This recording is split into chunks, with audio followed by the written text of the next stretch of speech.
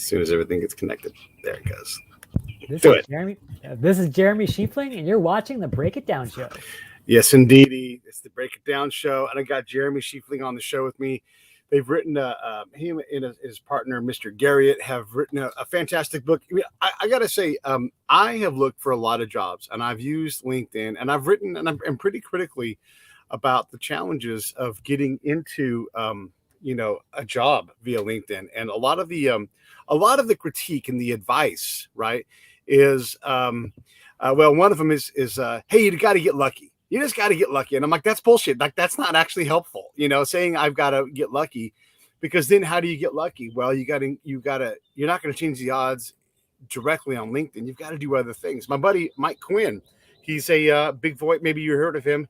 He's a big voice on LinkedIn in military transition.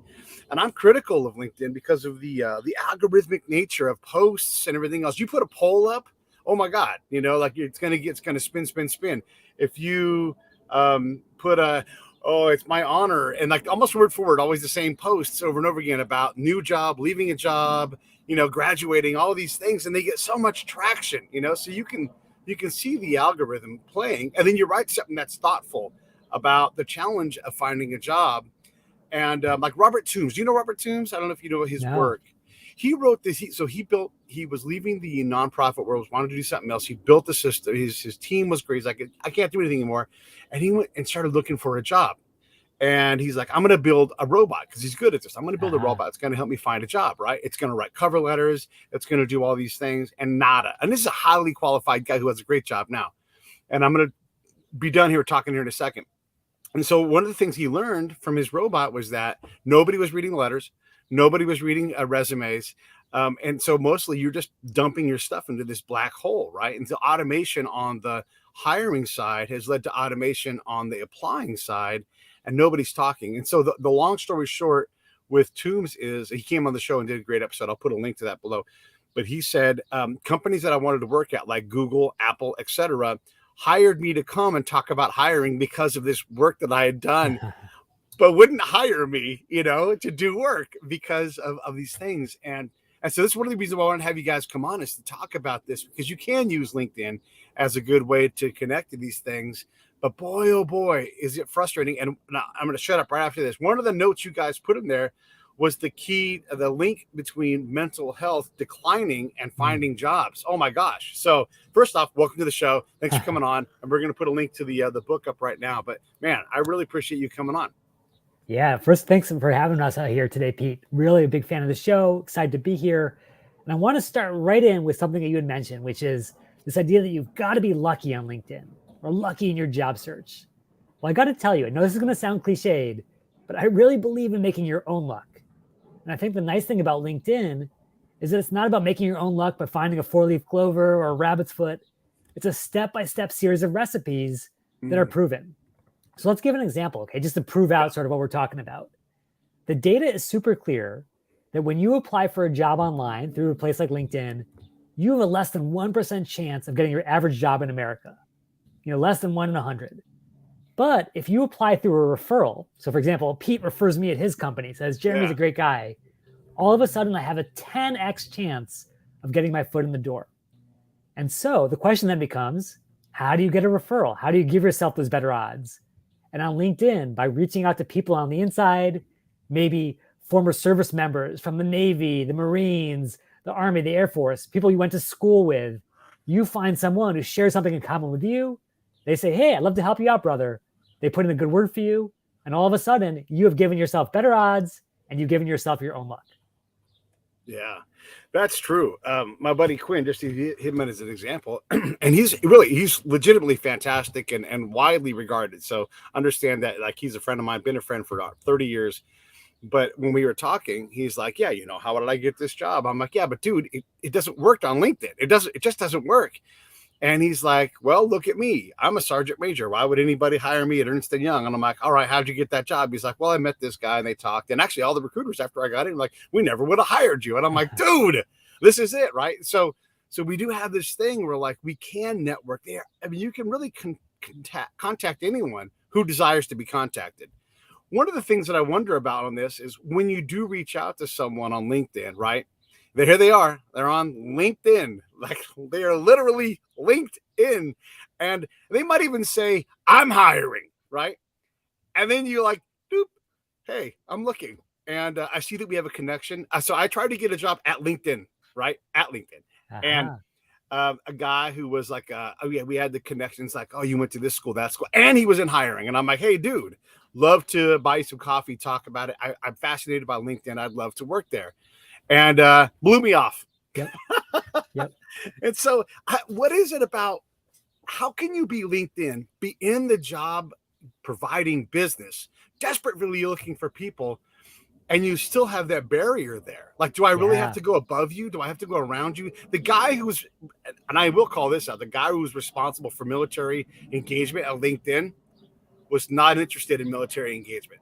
Ooh, every time I brought him someone or tried to talk to him, you know, and I'm like, you guys are shutting the door in our face. Like, the door's not shutting your face. And I'm like, well, you know, like, what is your job, right? So talk a little bit about those aspects, because that's extremely frustrating when you're like trying to crack the code. Yeah. So first of all, you know, I actually worked on this exact same challenge when I worked at shift.org. So founded by two ex-Navy guys focused on that military to civilian transition, which I know is super hard. I went from being a kindergarten teacher to a techie, so I know that switching tribes is not easy. That being said, I think the number one thing that I recommend to service members is you are learning every day in the service to have empathy for others. You're working with people from different walks of life, different backgrounds. You're figuring out what they need and what they care about. Yeah. Well, the same is exactly true with hiring.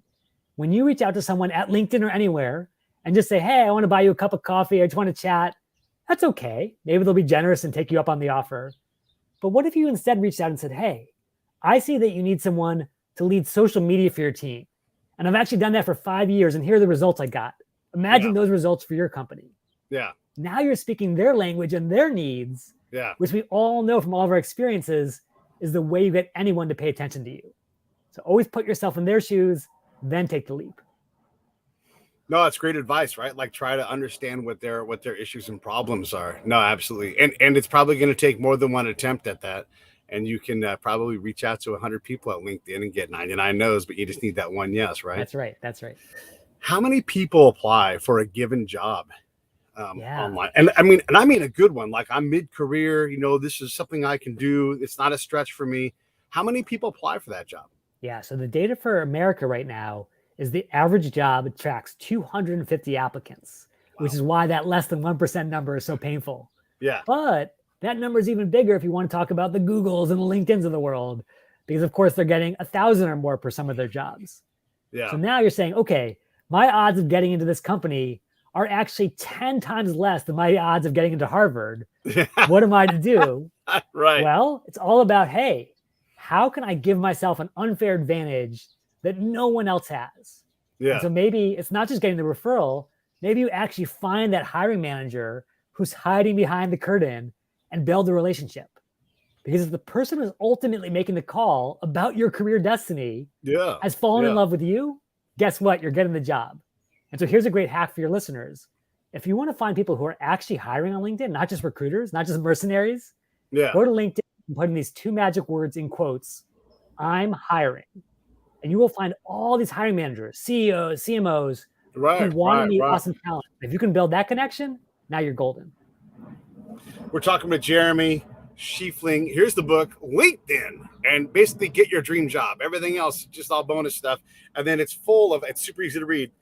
It's got like links and ideas and pop outs and all kinds of stuff. You can flash through this thing, honestly, in a couple of hours, right? And then go back and be like, what was that part again? I mean, super fantastic. And you know what I always say here on the show, Jeremy, is like, okay, good. Get this for your college graduate that's coming up for sure, but buy two.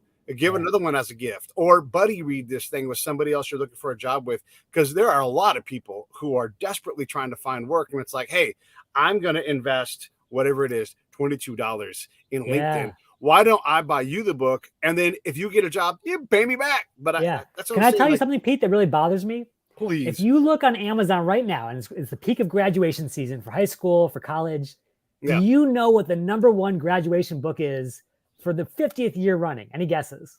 Oh, God. I mean, I got to guess the Bible, because it's the most successful book ever. that would probably be even better. But unfortunately, It's Dr. Seuss's "Oh, the Places You'll Go." Oh God. And Yeah. I think the problem is like we invest so much in our young people, college tuition and trips and internships and experiences. And then we say, hey, here's our best advice for finding a great life, Dr. Seuss. And we wrote the book because that's not good enough, especially if you're coming from the military, especially if you're changing careers, especially if you're from a low income background. Like you need the actual recipe for success. And that's why we tried to write the cookbook. Yeah. No, I can appreciate that. There's also, there's so many books on like and I think what you guys are doing is 100% like anybody, early career, mid career, whatever, should understand these steps. And I want to ask a question in a second. So I'm going to preload the question. How long is your book relevant? Because this stuff changes, seems like all the time, right? But also the other books that are out there, like on how to manage your money today, right now. If you started in like 20 years from now, you were guaranteed to have more money. Like get these credit cards, avoid these, put these practices in play, avoid these practices. One of the great things, and it's crazy, like with this dichotomy of Bill Cosby and everything, was when black entertainers got to town and he got his hands on him, he's like, listen, take your money, divide it up this way, do these things, and you will always have money, right?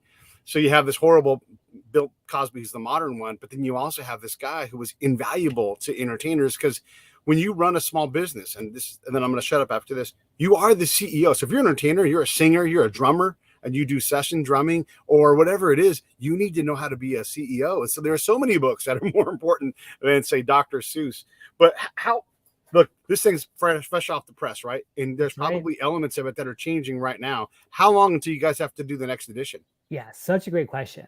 And so here's the dirty little secret of LinkedIn. LinkedIn, like every tech company out there, wants you on this merry-go-round of change, right? Yeah. Apple says, hey, it's time to get a new phone. Google says, hey, it's time to upgrade. Yeah. But guess what? When it comes to careers, the same three things always matter year in and year out, no matter what LinkedIn does. And those are these three things. You got to know your North Star. Where do you want to be? Because if you can't explain the exact job you want, no recruiter can find you for it.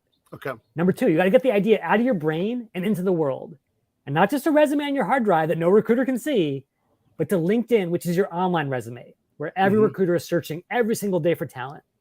And then number three, I don't want your listeners going out there and applying the same way as all those schmoes who are getting nowhere. Right. I want them to be the savvy job seekers who give themselves the best odds possible, which is building relationships. No matter what technology comes down the pipeline, no matter what AI does, it's going to come down to who do you know and who do they know. And if you can build those connections, you're always going to have better odds when it comes time to get a job. Right. Yeah. Okay. So you're a younger worker, your early career, probably, maybe not at entry level, but everybody always wants to start you there. So you may have to accept that slight downgrade, but you're shy. You're not a good networker, or you're socially awkward, or at least you believe that you are. What do you do, man? I mean, how do you solve these problems? Yeah. So I'm going to tell you the truth. I am an introvert by nature. Like I'm taking all those Myers-Briggs tests. Yeah. And I'm always way on the I side compared to the E side. Yeah. But the thing I love about LinkedIn, and what's great for introverts and extroverts, is that it's laser focused. Like I think the introvert nightmare scenario is pre-pandemic, going into one of those big networking events, having to put on like a power tie and get your business cards printed up, and then just serendipitously you're going to meet the right person. And we all know that doesn't necessarily happen every single time, let alone ever. Whereas imagine that you want to be an accountant, a financial manager, a data analyst. Well, guess what? On LinkedIn, it's not about serendipity. It's not about luck. You just say, show me everyone in this field, everyone that I admire, and now let me connect with them directly. And so you get rid of the middleman, you get rid of the mixer, you get rid of the awkward business card handshake, and you just focus on connecting with the right people and getting the relationships to get your foot in the door. It's as simple as that, even if you're an introvert like me. Even if you're an EFM, shut the door and stay behind it, right? Exactly. Yeah, man.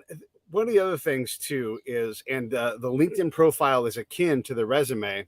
I promise, if you hand your resume to somebody, like, nah, you know what?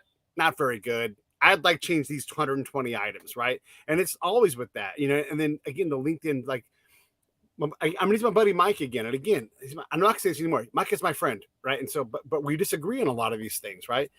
And so it's like, well, a recruiter looks at your resume for an average of like 3 seconds or 8 seconds. Well, then why am I putting that out there? Let me just put a picture of a naked lady or my, 22-year-old fitness model, whatever. Like, here you go, like, there you gotta get your attention. I mean, are we even worried about resumes anymore? Does LinkedIn profiles matter that much?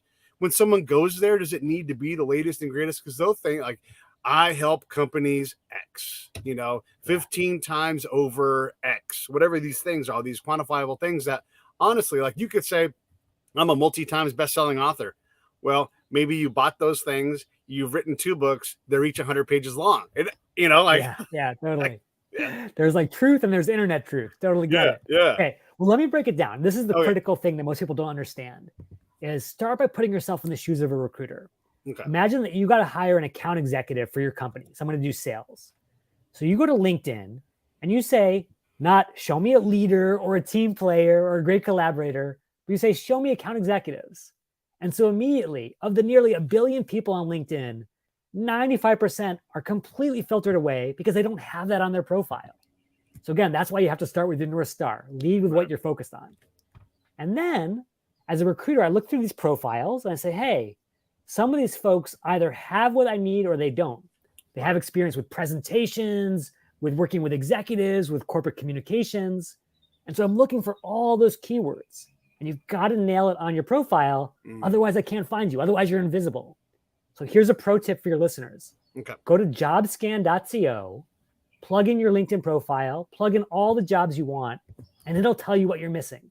It'll say, hey, Pete, you've nailed radio host, but what about voiceover? What about on-air personality? Those are the keywords you need to be found for. Right. And then once they actually see that you're in the right space algorithmically, that's when that human factor comes in. Do you have a great headshot, a nice smile? Are you indicating that you're going to be an engaging, awesome colleague, or are you more of a dead fish? And so that's why it really is a combination of technology, algorithms, keywords, but also humanity. Can you speak to the human recruiter behind the screen? If you can do those 2 things, you win. All right, I'm trying to write down. I can't spell the word algorithm. I know, yeah, I think it's that's a tricky one. It is tricky. All right, so I'm going to put this in here, and this is that thing that Jeremy just talked about. And if I spelled it algorithmically wrong, I don't know, I'm sure that's even a word, but you know what? We'll throw some quotes around it now with the word. But there you can go. So you can look at jobscan.co, and they will take a look, and it will reflect back to you what it is that you are representing, right? And you're right, like on-air personality, voiceover work, whatever those things. And there's Sebastian typing in algorithm. All right. That. So these are great things. One of the things in here I saw, and there's this debate, right? Okay, so let me back up. Again, we know that job seeking is automated and job applying is easy apply, boom, 4 buttons later on LinkedIn, I get ignored for free, right? Yep. But the cover letter, right? And if people are taking 8 seconds to look at a resume on average, do we need to bother with a resume or a cover letters? I know some people swear by them, but if I'm sitting there as a job seeker and I'm spending, 4 hours putting a packet together to have it blinked away in an instant or never opened, it's hard to justify that, right? And again, I think you're saying the same thing over and over again, but I'm trying to drive this point home. Like if you're relying on apply here as a button, you and Robert Coombs would say that ain't going to work.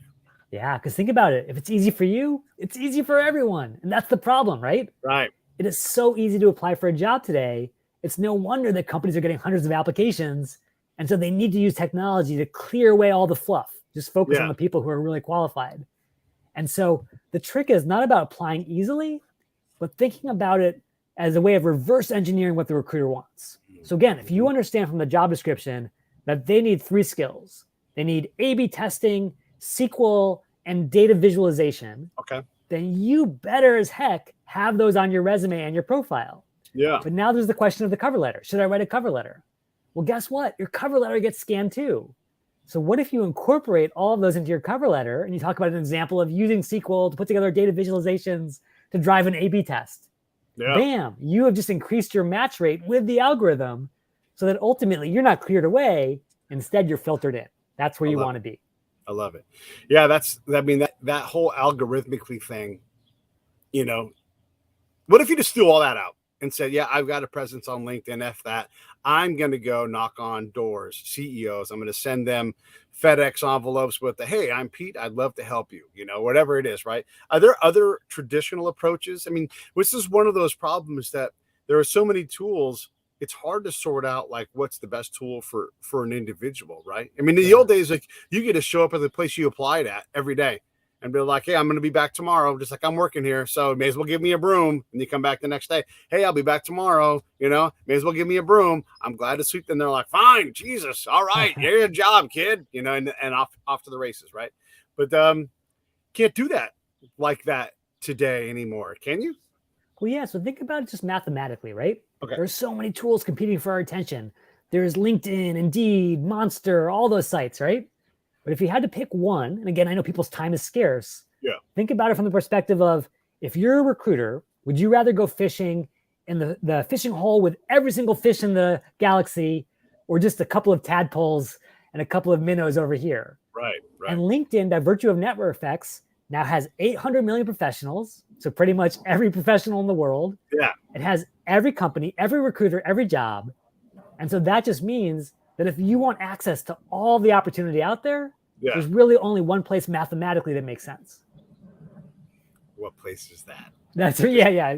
I know. Sorry. Say it out loud. Yeah. I think the thing about LinkedIn is, like, I'll be honest. I'm a former employee, so I can tell you exactly how it is. LinkedIn is a monopoly. They would never say that in front of Capitol Hill. Right. But even more than Google, even more than Facebook, there is only one place in the entire talent galaxy that has all the talent in one single location, and that is LinkedIn. That's why it's invaluable for recruiters.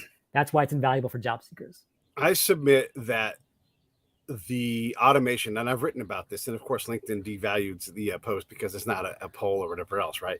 But that the access to automation prevents companies from getting the people that really fit them best, right? How does the other side? Okay, look, everybody always points direction. Here's Pete, you the job seeker. Here's what you need to do.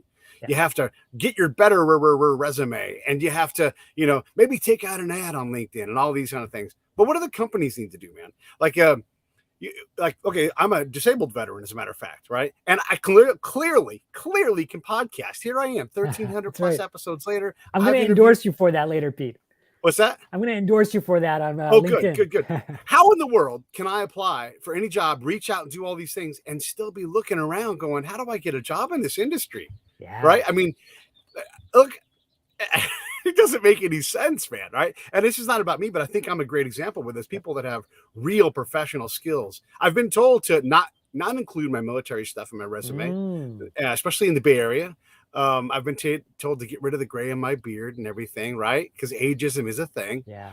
But it doesn't make any damn sense that you can have, 5 years of Python programming, and then 5 years of something else in SQL, and go back and back and back.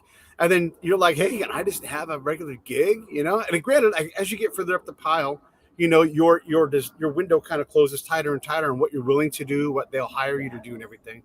But what do companies need to do to get access to some of this great talent that's screaming, hey, here I am. Right now, I bet there's nobody watching this thing on LinkedIn because it's devalued, right? Lives are not pushed forward, right? Yeah. So let's talk about a couple of things here. So first of all, you're absolutely right. Companies both have to and want to find more diverse talent today. I'll give you an example. At Khan Academy, where I work, we have a massive focus on bringing in more diverse candidates of every stripe. Right. But here's the problem. The tools that we've just talked about are beautiful for filtering for skills, right? Yeah. I can see if you've got this keyword and that keyword and this job title and that skill, but they're terrible for filtering for things like military veteran, disability, person of color, et cetera, et cetera. Right. And so LinkedIn is trying to remedy that. You may have seen this pop up on your LinkedIn profile where LinkedIn is asking, hey, do you fit in any of these categories? And if you read the tea leaves, you don't have to be a mind reader to figure it out. Yeah. LinkedIn wants to be able to sell that data to recruiters so they can target you. Of course, it's a delicate dance because of privacy and all of that. Yeah. But that is the holy grail, is if I'm a recruiter, I don't just filter for great skills. I filter for a diversity of talent. And you're right. Companies are not there yet, but they're working hard to get there and they need better tools to do it. I'm positive they are. And let's understand this. I'm a big believer in this. When when whoever it is, recruiter X or, talent discoverer Y, get on the computer this morning, whether they work internally or externally, they are working and doing their best. They're at max capacity and they're trying desperately to solve this problem, right? But damn, like I'm a hard guy to place apparently, because I've talked to the military has a lot of assets, right? And people that are desperate to help veterans transition. But I show up and I'm talking to one of these companies like, suits for veterans. I'm like, I already got suits. I'm a professional. I know how to do these things. And they're like, well, what kind of job would you like? Keep in mind, I live in Orange County, right? In California. And I'm like, there's a lot of things I can do. I can work in this avenue, this avenue, this avenue. But mostly what I need is someone to open the door for me. So if I talk to someone, pretty good chance that they'll like me and who I am and what I do. Like, how much you think you need to make? I'm like, well, this is Orange County. And I am at least mid-career. So let's call it 6 figures. And they're like, oh, how many applications a day can you fill out? And I'm like, yeah, you missed the part about open doors. And right. I have established skills, So a lot of the people are focused. I'll say this, and I'll say this confidently because I've been around the block a couple of times, not just on the veteran side, but a lot of recruiters. They are trying to find you a job, right? Like, hey, why don't you get this? Someone literally said to me, a guy with a master's degree and is a spy internationally, fantastic at culture, right? They said, why don't you get a certificate in customer service? It's just not a fit. Yeah, this does not work, right? But that is where a lot of the industry is focused, is just how do we get you into this job? Like if I'm a recruiter, I want to turn people over. Got this guy job, got that guy job, got that guy job. Pete, hard, never mind. I'll put my work in flipping these jobs over and over again. Yeah. Well, let me be honest with you, because this is the tricky thing. Having coached so many veterans making that transition, I think they are fed in some ways a false bill of goods, which is recruiters want to get you a job. They want to honor your service by helping you find the perfect role. Yeah. But do not forget for 1 second that recruiters are mercenaries. And I mean that in the best possible way. They are working on the behalf of their own company to fill that company's needs first and foremost. Yes. And no matter what window dressing they give you about, we want to help vets. Yeah. At the end of the day, they got to get butts and seats, and whatever's fastest is what they're going to focus on. Yeah. But here's the thing. Every single service member that I worked with, when I said, hey, you are the one who controls your destiny. Do not lean on a crutch of anyone else and assume they're going to do the hard work for you. That's when they got their most success. Right. And again, there are 2 things that I want every service member listening to do, which is to know where you belong. If you were a level 5J XYZ in the Navy, that means nothing in the civilian world, I'm sad to say. And again, I get it. I was a kindergarten teacher, which means nothing in the tech world. Right. But you've got to talk to people who are ex-Navy, and you can find hundreds and thousands of them on LinkedIn just by searching for former company equals Navy, and say, hey, what are you doing in your job today? What's the job title and would I love it? And then once you know where you belong, you start to take your profile, your resume, get out all that military jargon, all that crud, and replace it with the lingo of your new industry, whatever it might be. And now you are not just sort of doing yourself a favor, you're doing recruiters a favor. You're making it easier for them to hire you because you've made yourself a member of the tribe. Right. I've worked a lot in Silicon Valley. I was a handyman when I came back because no one would even interview me for a job, right? It's like hard to understand how to improve your process if no one will even talk to you, right? And so I could go into all of the startups south of Market, on the peninsula all the time. I was the #1 task rabbit in the area. And so I could go inside and I could look at how they communicated on their walls. This is a big thing that I do as a spy. I look organizational, like, what are we trying to do here? And are we doing it right? And they never had the word veteran. They never had the word, we're going to hire seasoned pros, right? Or experienced people. They would say things like the best, that kind of thing. But it didn't reflect me or who I was. And then I'd look around the desks and be like, everyone's here is 25 or younger. And even the CEOs are young. Yes. And I'm like, I don't belong here. This is not my tribe. So I can apply. I can go knock on the, the hiring manager desk, hey, I'm Pete. I also do handyman work here, but boy, I sure am qualified for this job. They didn't want to hear it. It was closed door, man. And maybe that's gotten better because it's been a few years since I was a handyman there. But it was really apparent that their culture was not actually as inclusive as they maybe wanted to believe. Yeah, but think about it this way. And I totally agree. There's ageism that's rampant and really a big problem in our society. Yeah. There's also bias of anyone who's not one of us is an outsider. Is practically an enemy, right? Totally get that close the ranks kind of mentality. But think about this. I mean, one of the things that I learned about the military that I didn't understand before I worked at Shift is that the military actually is incredibly decentralized in a way when it comes to giving tremendous responsibility and autonomy, even to young recruits right out of high school, right? Right. And so what is a startup? But a bunch of super scrappy young guys, young women, young people of all stripes who are trying to like hustle as hard as possible to do an impossible mission, right? And so if you've got that hunger, you've got that drive, you've led a team even at the age of 21, right? Then that's what I'd be emphasizing. Again, not the lingo, not the jargon, because no one's going to get that. But if you need someone to, basically lead our company from unprofitability to our first profit, to get our first clients closed, to solve our big technical challenges, that's what I've been doing for 5 years in the service. That's what I can do for you. Now you're speaking their language. We're talking with Jeremy Schifeling. Here's his book. There's a weird thing, and I want to explain this to you guys, so make sure you pay attention. If you go to buy the book, if you type in "get your dream job," it's going to be kind of hard to find it because for whatever reason, like that part of the title is not in on, and that's why the link below has how to search for it on LinkedIn, or look in the comments. Either way, if you typed in Schifeling, I promise you're going to find it. That's right. Because, not a lot of us. Yeah, not a lot of Schiefelings out there, or Garriott, right? And just type in Garriott and Schifeling, and you absolutely will find this book. And really, it was a real pleasure to read this. And so, if you guys want to do these guys a favor, do yourself a favor, do me a favor, buy it, use that link below, or just buy it, whatever. Whether I get it paid or not, who cares about that? I just want you all to find an even better and better job. It is frustrating, man. It is. And one of the things that we hear advice-wise is keywords, right? Yeah. And so I'm punching keywords, Yahoo, right? But like for example, my undergrad degrees from Cal State Hayward no longer exists. If you go to Cal State East Bay now, right? Right. But I didn't graduate from there. Okay. Like I graduated from Hayward. So what am I going to type? I'm going to type the school I went to. So I could type that in there. Also, a lot of these automated application processes are rigid. And so if you type in Cal State East Bay, it might come up. You type in Cal State Hayward, ain't coming up. And you're like, yeah, but I didn't go to that school. My certificate says Hayward. Sure, you should say East Bay, but if I told you to change the name of your college, what are you going to say? You're going to say the college you graduated from. Like my friend went to Davis, and I'm like, would you say, UC Central Valley? He's like, no, I'd say UC Davis. Right. And I'm like, yeah, well, so it's not stubborn. The fact is I graduated from Hayward, So there's these things where the rigidness of the application process, the rigidness I would gather of the keyword process. And then the one problem, and this is a cross-cultural problem, right? When people say you have to have the right keywords, I'm not privy to the list. Yes. I have to intuit it from some hocusy-pocusy formula. And I know you're going to have an answer for this, but how do you know the right keywords, right? And do I just put them in white font on my resume when the computer just reads it? Like it's like, so just for the audience, let's say that, imagine I put like an invisible ink, right? All of the keywords, like the job description itself. I can see that you're a good spy there. Yes. And then in black are the regular, and it's not confusing because they're invisible, right? Yeah. So what the hell do you do, man? How do you figure out these keywords, these magical things?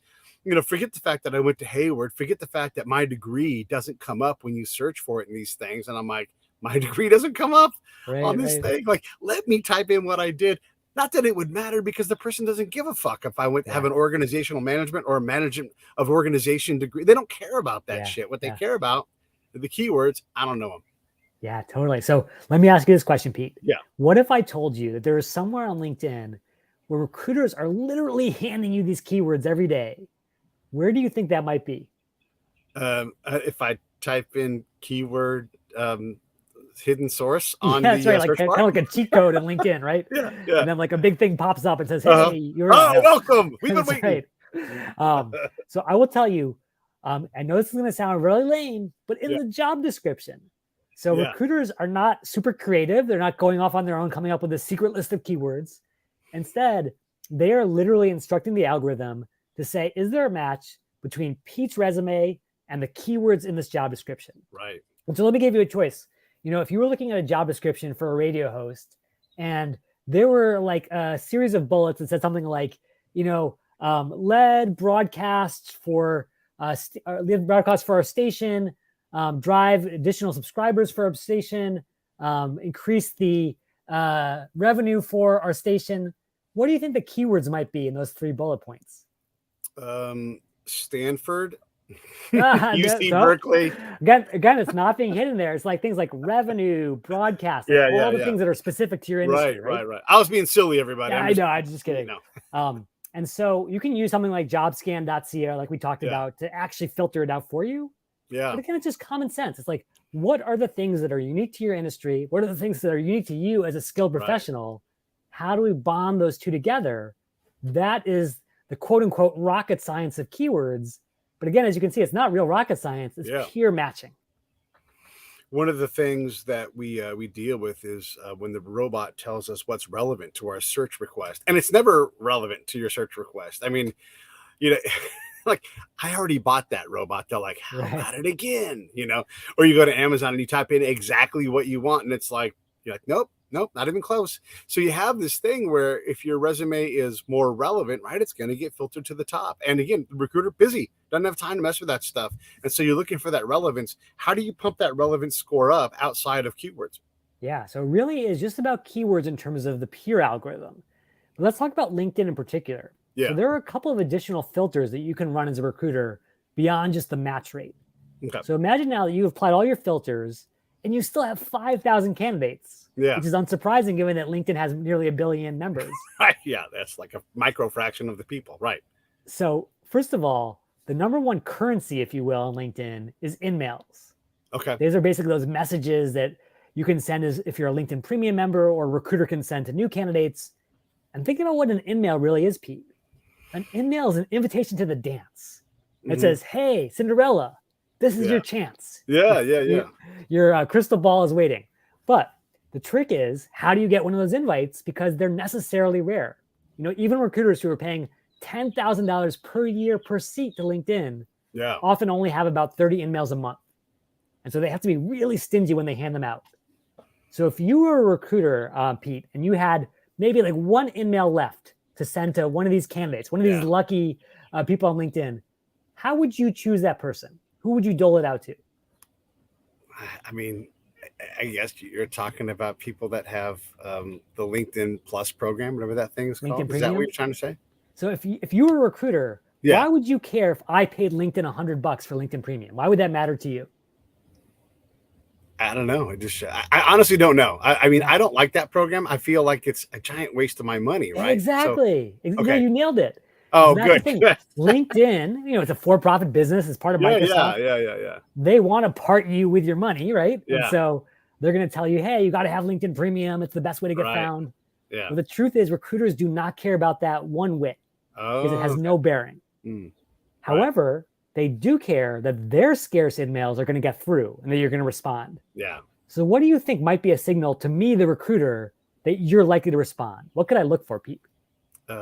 Constant engagement, that you're actually there doing stuff. Exactly. If I'm responding to other InMails, that's a great sign, right? Right. So rule number one for your listeners, if you get InMails, even if they're off target or spammy, always respond to them with a polite no thanks, because LinkedIn counts that. LinkedIn wants to say, is Pete active or completely disengaged? Right.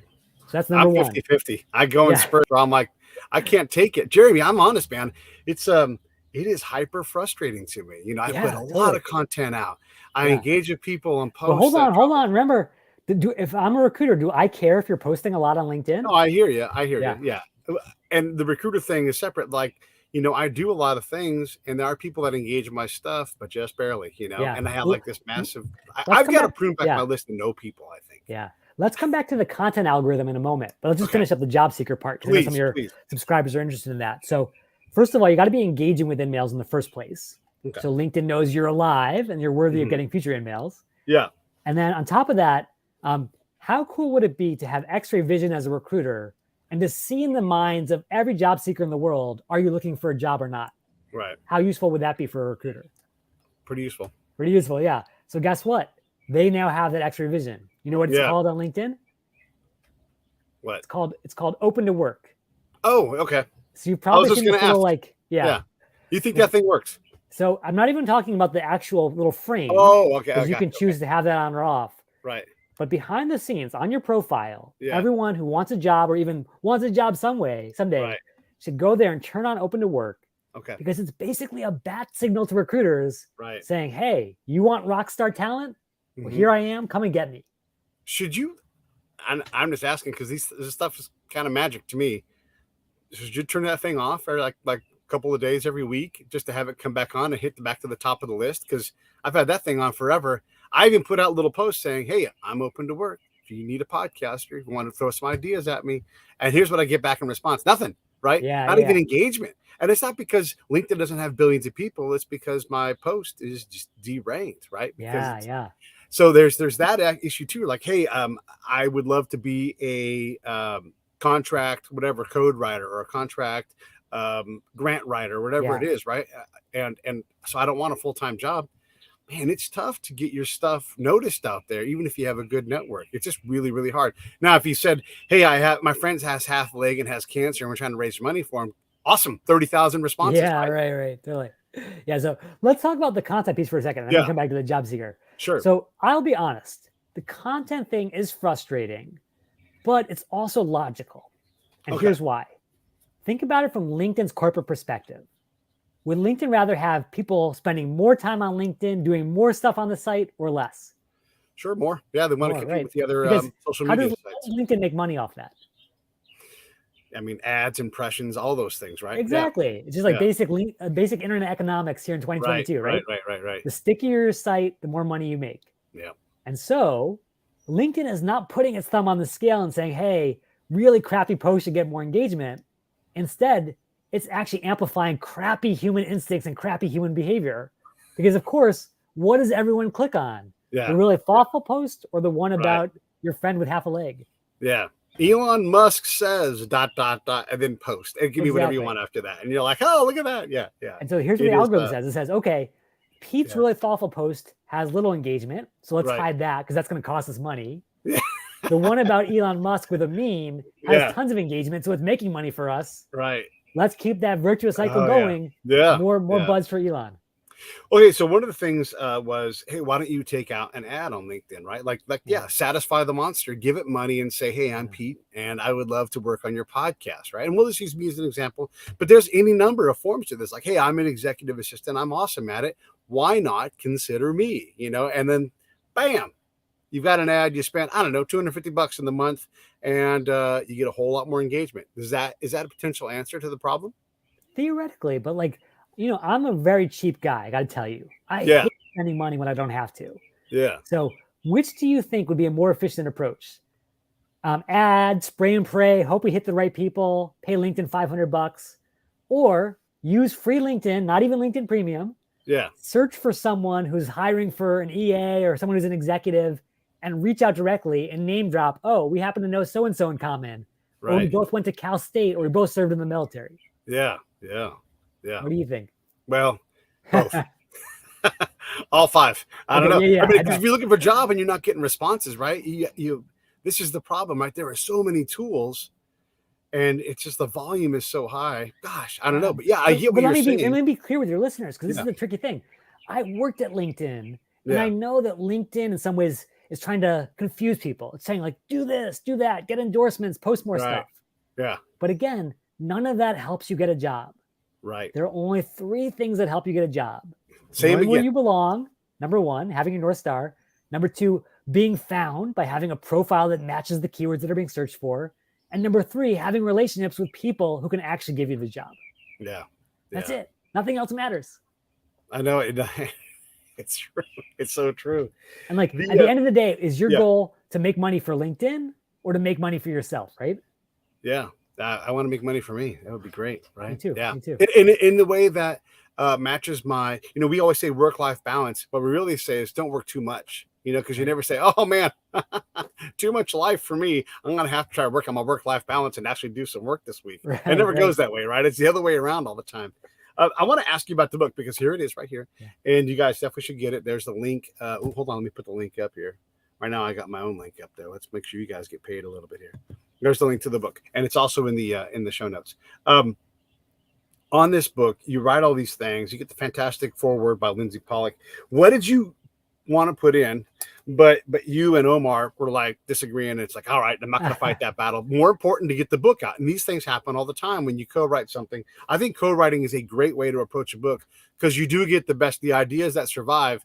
But that doesn't mean that there's not a baby in there where you're like, oh, I wish we could have put this in. Yeah, so that's such a juicy question, Pete. I love that you asked that.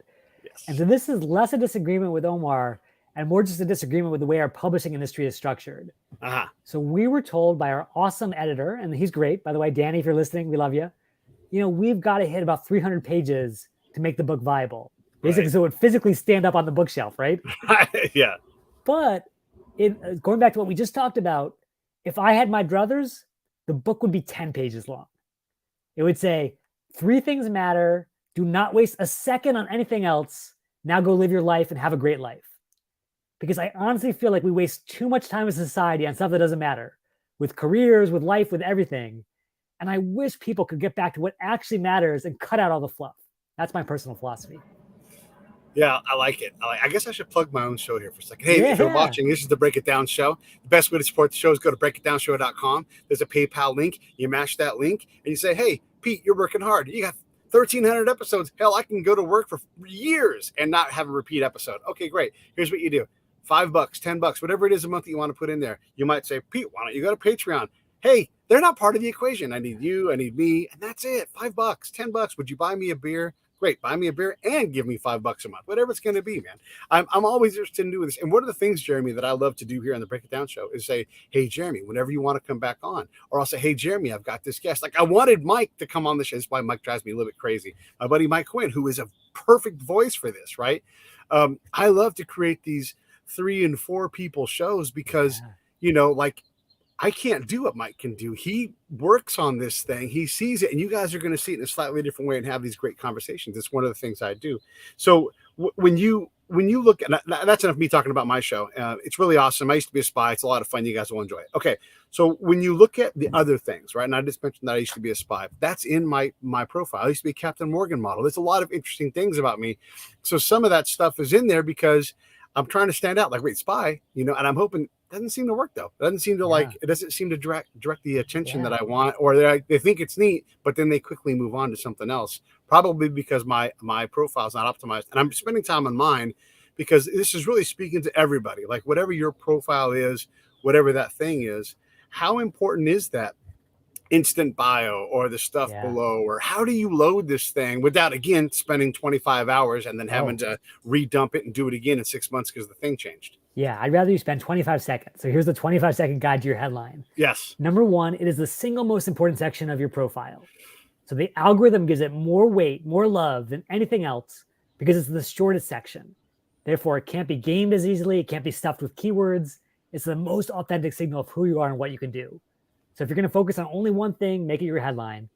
And the number 1 thing that has to be in your headline is the job that you want. Not the job that you used to have, not being a spy, right? But the thing that I want to be hired for next. Because that's what I'm searching for as a recruiter. And that's the first thing that's going to match on. Perfect. Yeah. You've been talking quite a bit about the number 1 thing, and that's North Star. And that's easy to stay, but let's understand, what is that? What is that North Star? How do you know when you've sorted it out? How do you make it rigorous so that you're really stoked about your North Star? Because I'll tell you right now, my North Star is this. And you're going to say, well, and you're going to say something. So how do you dig into that and really make that North Star the actual thing, make it rich so that you're actually got your thing attached to the right thing? Yeah, so let me give a scientific method for this, because so many of these career gurus out there are like, hey, follow your passion, live your dreams, blah, blah, blah. Well, how do you do that? Yeah. Well, I'm going to actually fall back on the scientific method, which is our original thing that we learned in middle school about how to be empirical and rigorous. Right. And so you have to start with a hypothesis. So everyone, no matter whether they're just getting out of the military or just starting their career, you probably have an inkling of like, hey, I've heard about this job called product manager or data scientist. I wonder what that's all about. And so you're going to find people from your same background, from the Army, from Cal State East Bay, who are doing that job today on LinkedIn. And you're going to reach out and you're going to basically ask just one question, which is, what do you do all day? Yeah. Because all you're trying to do at this stage is just marinate in that world, see what it actually feels like on the inside. And ideally, you're forming a connection between, what do I love doing? Do I love working with people? Do I love working on data? Do I love leading teams? And then what the job entails. And if you can find a match between your superpowers and what the job calls for, it's like ding, ding, ding. Yeah. We have found that North Star. But you do not settle. You do not move on to step number 2 until the bell is ringing off the hook. Because if you haven't spoken to at least 5 people with diverse backgrounds, then you do not know enough to take the plunge yet. again, we'll use me for an example. I'm always looking for work, right? I can always take on more capacity because I can hire capacity after me to get the job done. And a lot of my advice to companies that think they want podcasts is that they don't really want a podcast. You don't need a weekly podcast. Yeah. If you need something, you're capturing white papers. You're capturing some of your other intellect, not IP necessarily, but the intellect that you hire. These great people that are leaders in the industry and they're thought leaders and they're miles ahead, but they don't have time to publish that. Maybe that's why you have a podcast and you publish by purpose. Like, hey, these next 8 episodes, these next are going to be 8 bios. These next are going to be marketing related, whatever it's going to be.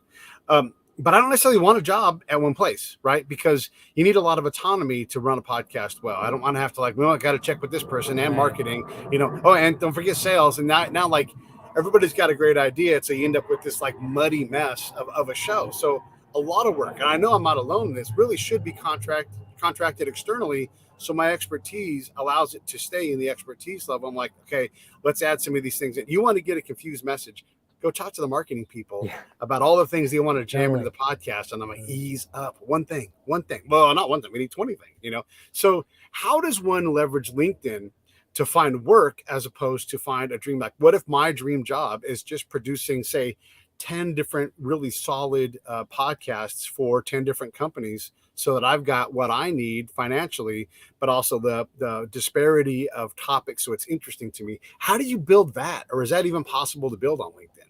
It absolutely is. So we've been focused mostly on job seekers. Yeah. But what about folks who are tired of the 9 to 5, who want to have a freelance lifestyle, right? I mean, after the pandemic, everyone wants that. And so the reality is LinkedIn has another tool, and instead of called Open to Work, it's called Open for Business. So again, on your profile, you can hang your digital shingle and say, I'm offering marketing services or accounting services or financial services. And then here's my specialty. Here's what I can do for you. And people searching for those services on LinkedIn can now find you in those search results. Yeah. So that's the first step. But again, I wouldn't leave it there in the same way that as a job seeker, I wouldn't just apply for jobs.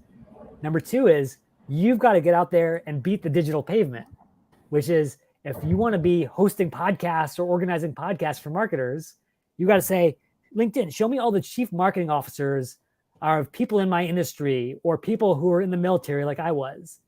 And then reach out and say, hey, I see that you're thinking about doing a podcast. Would you consider me? Here's what I can do for you. And again, people hire people, whether for jobs or for gigs that they know and they trust. So you got to go from just being a stranger to a connection, from an outsider to an insider. And when you do that, that's how you build your business. Oh, that's great. I'm trying to type these things down. So I spelled amplifier wrong. It's hard. That's the thing when you fly your own show, you got to be your own copy editor. Right. Okay. So bam, turn on Open for Business, and then do some creative searching to get in front of people that might be interested. There's a lot of times when I'll talk to someone, you don't always land the gig, but I'll say, hey, I think you guys have a podcast. And they're like, what's funny you say that? We just talked about it, right? And so that really can do it, but you really could do it at scale with LinkedIn. And I love hearing that advice. We've covered a lot of ground. And by the way, I've peppered you with a lot of, hard stuff because this is frustrating, right? Yeah. And I'm trying to illustrate this frustration. A lot of people feel like I have legitimate skills. Why can't I just get a damn job? So I think we've covered that. What else should we cover? What else is in there? I mean, look, smile in your picture. Got it. Let's not cover simple stuff, but let's, what's out there that you're like, these are other tools that you should know about. Yeah.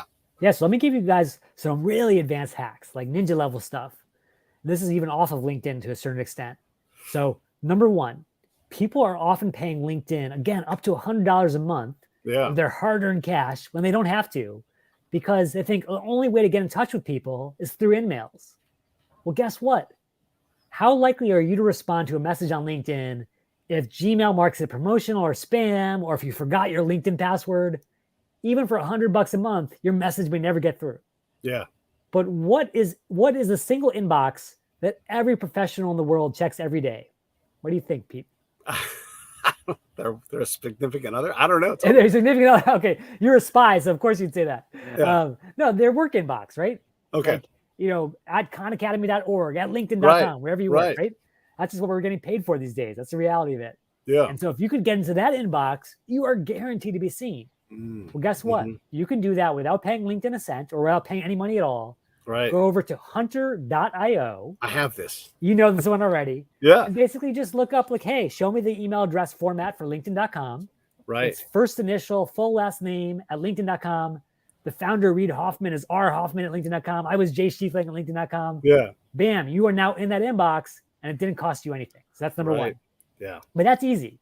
Here's what's way harder is I will tell you as a marketer myself and as someone who's gone through this networking process time and again, the biggest difference between success and failure is not the first outreach, it's the second. It's the follow-up. Because I have probably only heard from people more than once, maybe 1% of times. But that's the one that gets me because that's the one that plays on my guilt. Okay, I didn't respond the first time, but now I feel bad. I better respond the second time. Yeah. And we are terrible at remembering as people. Like our brains are not wired for that. It's all about short-term survival, not long-term planning. You know who's really great at that, Pete? Who? Technology, computers. Computers aren't worried about being eaten by a woolly mammoth. They're just like, hey, whatever I'm programmed to do, that's what I do. Right. So have technology take care of that. Make it your second brain. Go to another free site called followupthen.com. And basically, when I send an email to Pete, I'm going to BCC every 1 month at followupthen.com. And just like that, on clockwork, even though my human brain is faulty, my computer brain will never fail. It'll bring that message back to my inbox saying, hey, Jeremy, don't forget to reach out to Pete. Keep building that relationship until you get the job. Trying to type in follow up my search thing. No, that's great because that's a fantastic. I'm going to NAMM this week, and it's the music industry show. There's 100,000 people there, and if I choose to, I could get 100 business cards, right? And I just can't. I can't. I can't track it all. I won't be able to manage it, and so I'll give up, and I won't do any of them. And so that whole thing of like, what can you actually manage? And then obviously, you can if you can remind yourself, like I'm really big on like, you're going to get an email from me. I'm going to write it, right? There might be some like things that I write every time, but I'm going to write it every single time because I don't want a robot to write it. Now, maybe I'm stubborn and maybe I shouldn't do that, but that's just kind of how I do it. And I want to throw a personal touch. I'll be like, hey, Jeremy, you were on my show a couple of months ago. I have someone great. I think you'd have a great time, coming on and talking with me. I'm going to write that. I might write that same email 5 times, almost exactly word for word, but I don't like to cut and paste them because it just, you miss the opportunity to be personal. But now you have this follow-up thing. Boy, that's great. So I can go out and get 100 cards and spend the time to send a bunch of emails out. It might take me a month to get out 100 emails. I'll give you a tip there. Wait for this, Pete. Yeah. So you go to your Google Sheets, basically online spreadsheets. Yeah. You go to the extensions tab. You say search for extensions, and you search for a free extension called Mail Merge. And what you do now is you basically just plug in all your email addresses into your spreadsheet. You have a relatively generic email that you draft, like, hey, so-and-so, I met you at the NAMM session last week, blah, blah, blah. Love to stay in touch. And then you put in the Mail Merge, you put in your BCC every 1 month at followupthen.com, and bam, not only have you reached out to everyone, but you're going to stay in touch for the foreseeable future. And you're going to build your network all the way to success. Let's really fast capture all that again one more time because we all heard it. I just typed in follow up then, but give us that whole cycle again and just not all the details, but just tell us 1, 2, 3 how to do that. Yeah. So I'm going to give you 3 tools real fast here. So number 1, if you want to find someone's email address in the first place and you're not sure what it is, if you don't have their business card, hunter.io will help you figure it out really quick, all for free. Number 2, once you have that email address, pop it into a Google Sheet and make sure that you download this extension called Mail Merge, which again is also free, like everything else I've covered today. And that will allow you to send out emails at scale. So it's not going to take you a month. It's going to take you an hour. And then number 3, don't just send the email once because we know that's often not enough. Use followupthen.com to automatically remind you to follow up on a monthly basis with everyone that you reach out to so you keep that relationship growing. 3 free tools, all focus on your success. Okay, I'm going to put this on here just so people have it. So there's the follow up. Here's hunter.io. I absolutely use this. You can't find every single email, but damn, this thing works a lot. Holy cow, it works really good. And then there's follow up then, right? These are very inexpensive services, if not completely free.